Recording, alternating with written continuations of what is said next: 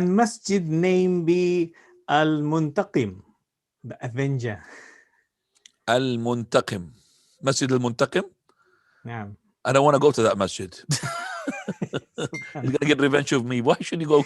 I mean, somebody invites somebody to something is called the one who will take revenge. I mean, that's not a masjid which is that will tell the people to come. Okay, al-Muntaqim, and it's not the name of Allah Azza wa Jalla. Just like somebody is Abdul Mumit, and when he called his name is Abdul Mumit, I was really terrified. Why you say the slave of the one who passes death? Allah is al-Muhyi al-Mumit. He's not al-Mumit only, so he can't have this as a name like this. طيب, choose another name, inshallah. Fadal.